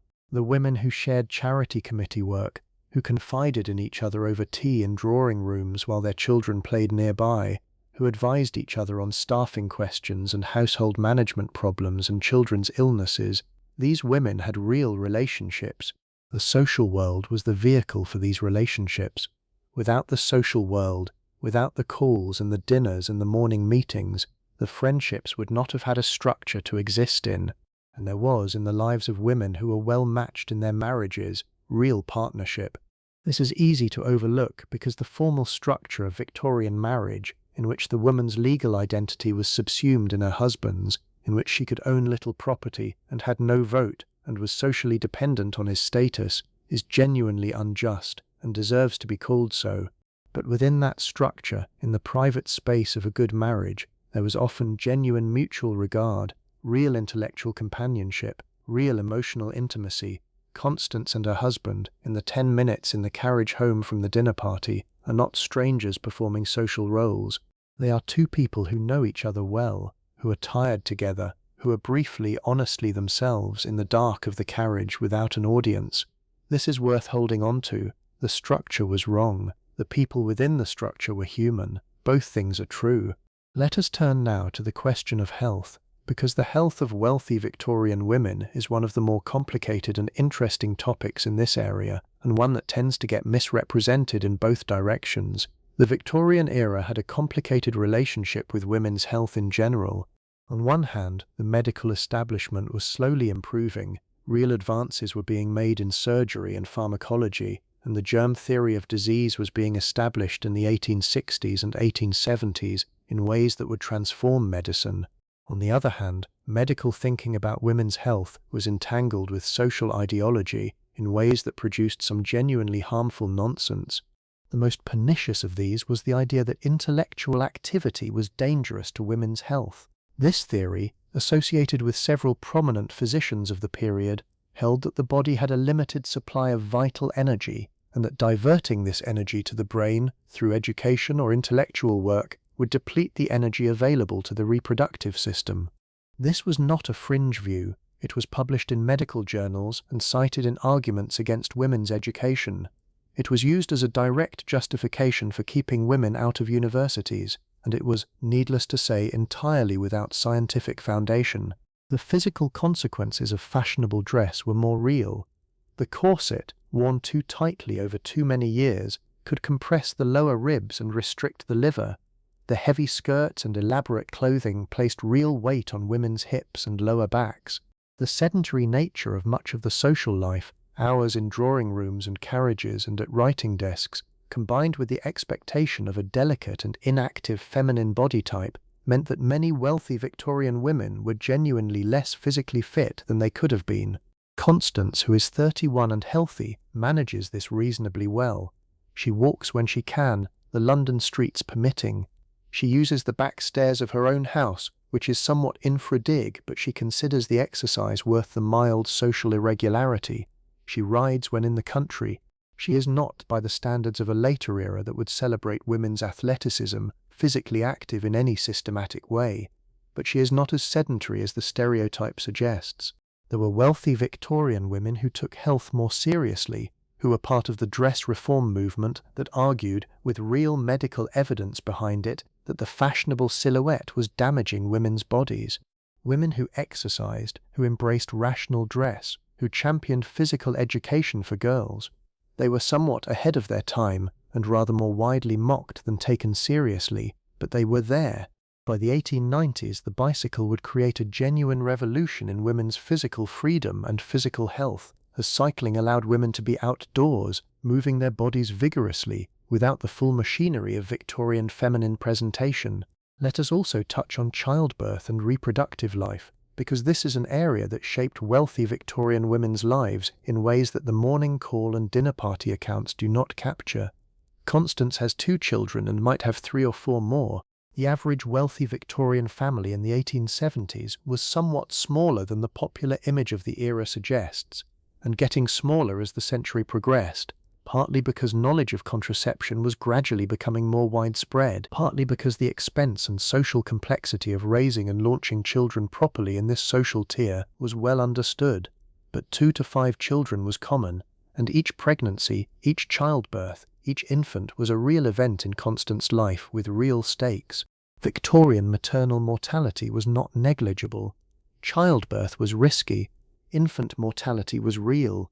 Every woman of this era had lost someone, a friend or a sister or a cousin, in childbirth or in the weeks following it. Pregnancy itself was, in the social terms of the era, invisible. A visibly pregnant woman did not go into society after a certain point. She withdrew, which in practice meant spending the later months of pregnancy at home, reducing her social calendar dramatically, and this withdrawal was sometimes welcome and sometimes intensely isolating depending on the woman and the pregnancy. The management of young children's health was largely in the hands of mothers and nurses, with the family doctor called when something was serious. Constance manages minor illness with a combination of the household medical guide, her own experience, and occasional consultation with her doctor. She has lost 1 pregnancy between George and Florence, a fact that she has shared with exactly 2 people and that sits quietly in her life as one of those things that cannot be mentioned and must be carried alone. This is not unusual. Miscarriage and pregnancy loss were common, silent and unacknowledged in the social world of the era. The formality that governed everything also governed grief. You carried it and did not speak of it, and eventually it became part of the texture of who you were. We have been with Constance for a full day now, from 6:15 in the morning to midnight. Let us spend the remaining time of this evening looking at what her life looks like from a slightly wider distance, at the patterns that the specific day illustrates, and at what those patterns tell us about the nature of wealthy Victorian women's existence. The first pattern is the extraordinary density of demand. A day like the one we have followed is not exceptional, it is normal. The social calendar, the household management, the correspondence, the family obligations, the personal maintenance required by fashion and convention, these are not occasional impositions on a quiet life. They are the life. The day has no unscheduled space except the 30 minutes of reading in the afternoon and the 20 minutes before sleep. Everything else is allocated, purposeful, and governed by obligation. This density served several social functions simultaneously. It kept wealthy women busy in ways that prevented the development of the kind of concentrated discontent that genuine idle time tends to produce. It provided the social network with its continuous maintenance. It demonstrated through the ceaseless round of calls and letters and visits the continuing engagement of each family with its social world. And it provided a structure within which genuine work could be done, managing households and charitable organizations and family relationships, while being classified as leisure or duty, or simply what women do rather than as work in the sense that warranted recognition or compensation. The second pattern is the pervasiveness of performance. Constance never stops performing. The morning routine produces a physical appearance that is itself a performance. The morning call is a performance. The luncheon is a performance. The dressmaker's fitting is a performance of a different kind, demonstrating taste and financial standing to a professional who will judge both. The dinner party is the most complex and demanding performance of all, requiring simultaneous management of multiple relationships, conversations and impressions over 2.5 hours. And then she comes home and performs for 20 more minutes while Ellis takes down her hair, because even the unraveling of the day's performance requires its own gentleness and ceremony. What is underneath the performance? We caught a glimpse of it in the bath, in the 30 minutes with Middlemarch, in the 10 minutes in the carriage. There is a real person there, with opinions and preferences and intellectual curiosity and fatigue and something that looks, occasionally, like a suppressed need for a different kind of life than the one she has. But the performance is so continuous and so practiced that the real person and the performed person have become substantially blended. Constance is not lying when she smiles at Lady Whitmore. She is not pretending when she engages seriously with the natural history professor. These are genuine expressions, they are also performances. The two are not in contradiction. They have grown together over 31 years into something she cannot entirely separate. The third pattern is the invisibility of the labor. We have returned to this theme repeatedly because it is the central fact of this life. The household runs because Constance runs it. The social network is maintained because Constance maintains it. Her husband's professional life is supported by a social infrastructure that Constance manages to a standard that requires genuine skill and constant effort. None of this appears on any ledger as her professional output. She has no salary, no title, no public recognition. She is Mrs. Edward Hartley, defined entirely by her relationship to him. The work she does in her own name is the charity work, and that is classified as virtue rather than work, as what a good woman does rather than as what a competent administrator does. Victorian Britain was in the process of developing the vocabulary to critique this arrangement, slowly and with considerable resistance from people who benefited from it. But in 1878, the critique was still mostly at the margins, in the writing of women like John Stuart Mill's late wife Harriet Taylor, in the pamphlets of early suffrage organisations, in the experience of the Girton students who were taking Cambridge examinations and not receiving degrees. The mainstream, which is where Constance lives, had not yet developed a language for what she was doing that called it what it was. The fourth pattern is the class consciousness that structures everything. The wealthy Victorian woman's life makes no sense except in relation to the social hierarchy within which it operates. Every detail of the morning routine, the quality of the soap and the precision of the hairstyle, every detail of the dress, the fabric weight and the trimming and the trained skirt, every detail of the household, the silver and the formal china and the butler who opens the door with the right degree of gravity, all of it is communicating social position continuously and to everyone who encounters it. This communication is not vanity in any simple sense. It is a social function, the maintenance of the household's position in a hierarchy that determines who gets invitations, who receives morning calls from whom, whose children marry whom, who is considered for what professional connections and social opportunities. Getting it right matters in ways that are concrete and consequential. Getting it wrong has concrete and consequential costs. Constance knows this not as an ideology she has consciously adopted, but as a fact of the world she inhabits, as immediately present and as non-negotiable as gravity. And underneath all the class consciousness, underneath the social performance and the invisible labour and the relentless management, there is the fifth pattern, which is the one that Middlemarch and the bath and the 10 minutes in the carriage all point toward, the inner life that has nowhere to go. Constance is not unusual in her intelligence or her competence or her private dissatisfaction. She is representative. The women of her generation and class who read Middlemarch and recognise Dorothea looking out the window, who read John Stuart Mill and recognise the argument he was making about them, who attended the lectures of the early suffrage movement out of curiosity and found themselves strangely moved, these women were not outliers, they were the mainstream. The hunger for something beyond the sphere was not a marginal phenomenon.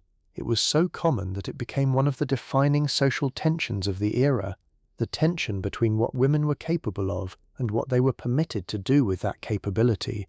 The children's children of these women would be the ones who marched.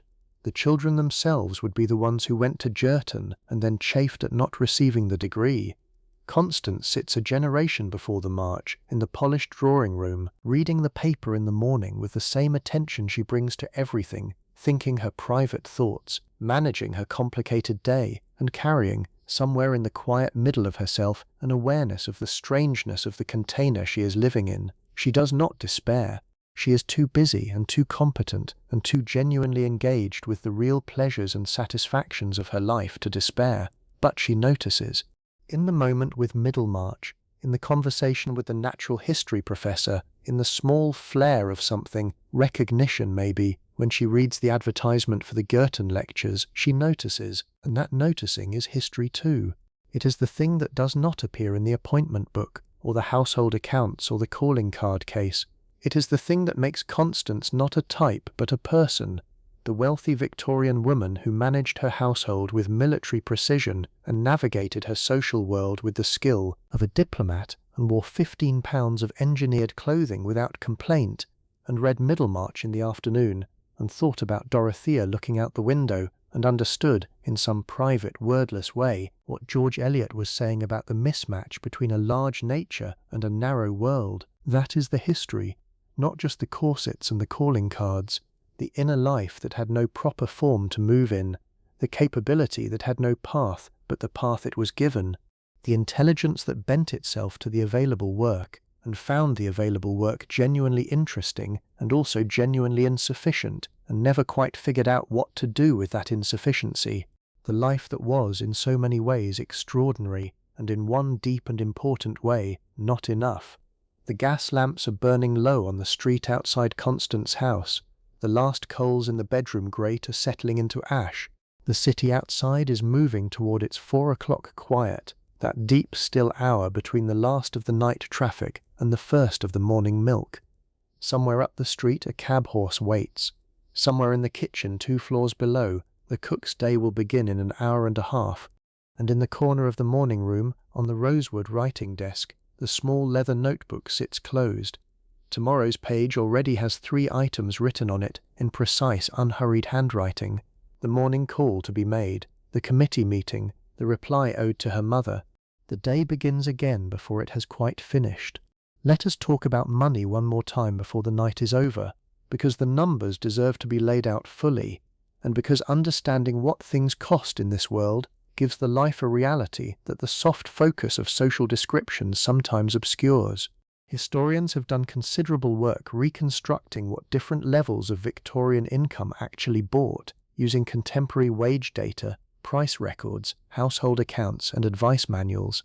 Let me give you the picture for the tier we have been watching. A household with an income of £2,000 a year in the 1870s, which is where we have placed Constance's family, was solidly in the professional upper middle class. By way of context, a skilled factory worker in this period earned perhaps £50 to £70 per year. A schoolteacher might earn £60 to £100. A curate might earn £100. A successful solicitor might earn £500. A prosperous merchant might earn £1,000. And the tier above Constance's husband, the really successful barristers and the wealthy commercial men and the smaller landed gentry, were earning £3,000 to £5,000 and above. At £2,000, the household we have been watching was living well by any standard, but not extravagantly. The house in Mayfair, rented rather than owned at this stage, cost perhaps £200 to £250 per year. The staff wages, as we established, approximately £240. Food and household provisions, £180 to £200. The carriage and horse, £150 to £170. Constance's clothing allowance, £150 to £200, depending on the year. The children's nurse and their various expenses, education included, approximately £60 to £80. Charitable subscriptions and the miscellaneous social expenses, gloves and cards and gifts and tips, £40 to £60. The husband's personal and professional expenses, £150 to £200, total approximately £1,200 to £1,400 per year. Against an income of £2,000, this left perhaps £600, which was invested or saved or used for the larger one-off expenditures, the new piece of furniture, the extra entertainment during the season, the unexpected expense that every household encounters. It was not a margin of great ease. It was the margin of a household that was doing things correctly but had to make real choices about priority. This is why Constance monitors the household accounts so carefully, not because there is not enough money, but because the gap between what is and what could go wrong is not as large as the surface appearance of the life suggests. There is a particular Victorian anxiety about money that is different from the anxiety you would find at lower income levels, where the fear is genuine destitution and immediate survival. The anxiety at Constance's level is about the maintenance of position, about the specific danger of falling slightly below the level of the life that has been established. The house, the carriage, the staff, the dinner parties, these are not just comforts, they are social infrastructure. Losing one of them, being forced to give up the carriage for example, would not make Constance poor, but it would communicate something to the social world that would be difficult to recover from. The management of appearance is inseparable from the management of the finances because in this world, appearance is not separate from reality, it is a component of reality. What your household looks like determines what social opportunities become available to your household, which determines your income prospects, which determines what your household can look like. The loop is closed and the stakes are real.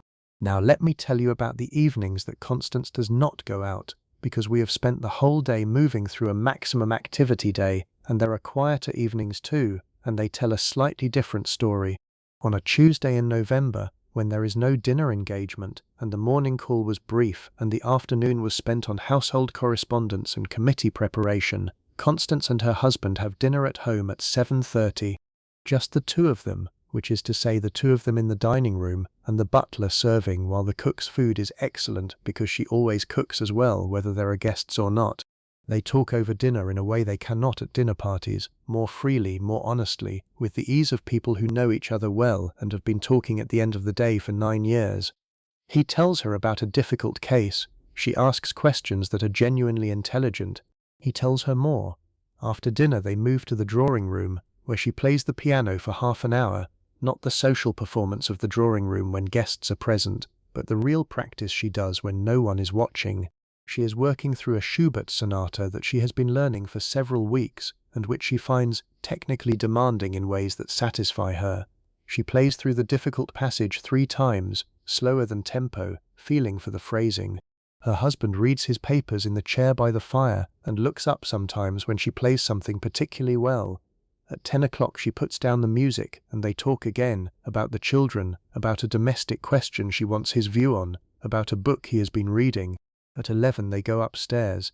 The routine of undressing and the 100 strokes and the quiet private moments before sleep. These evenings are not nothing. They are in some ways the most genuine hours of Constance's life, the hours with the least performance and the most straightforward humanity. She is not managing anyone's impression of her, she is simply there. The range of the Victorian wealthy woman's life, between its most public, managed and performative moments and its most private, informal and genuine ones, is enormous. The morning call and the piano practice, the dinner party and the conversation in the carriage home, the correspondence that fulfills social obligation and the reading in the afternoon chair. The whole life moves between these poles constantly, and you cannot understand it from only one end.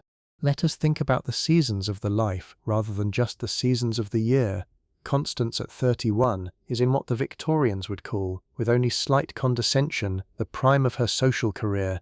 She is established enough to have authority and young enough to have energy. She is at the stage where the networks she has been building are beginning to mature and produce results. The connections she makes in the next 5 to 10 years will shape her household's social trajectory for decades, but the seasons of the life will shift. As she moves into her 40s, the social demands will evolve.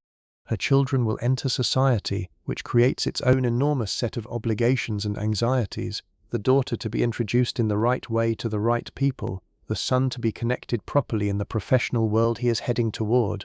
As she moves into her 50s, if she is lucky and stays healthy, the household's social capital will be substantial and somewhat more effortlessly managed. The early anxious maintenance will have turned into established presence. The connections will maintain themselves with less intervention. And if her husband prospers further, if his career reaches its higher tiers, the social world expands, and the obligations expand with it. The dinners become larger, the connections reach higher, the wardrobe budget increases. The household's position in the hierarchy rises slightly, and the distance it must maintain from the level below it increases with it. This is the trajectory that Constance is on. She knows it, she manages toward it. Every morning call, every well-hosted luncheon, every dinner party conversation conducted with intelligence and grace, every letter written within the correct time window is a small investment in a compound that will pay out over decades.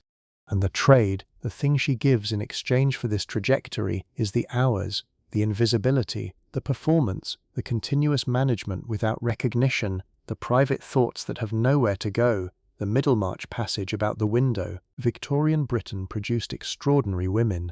It produced Florence Nightingale, who essentially invented the modern nursing profession and changed the relationship between medicine and public health in ways that saved millions of lives. It produced George Eliot, whose fiction is among the finest in the English language. It produced Barbara Bodichon, who helped found Girton College and argued publicly and persistently for women's legal rights. It produced Octavia Hill, who created the first managed social housing in Britain and effectively invented the field of social work. It produced Elizabeth Garrett Anderson, who was the first woman to qualify as a physician in Britain and who spent her career dismantling the barriers one by one. None of these women are Constance. They are women who found, through various combinations of exceptional talent, supportive circumstances, unusual determination, and historical good fortune, a way out of the drawing room and into the world. Their stories are important, but they are the exceptional cases.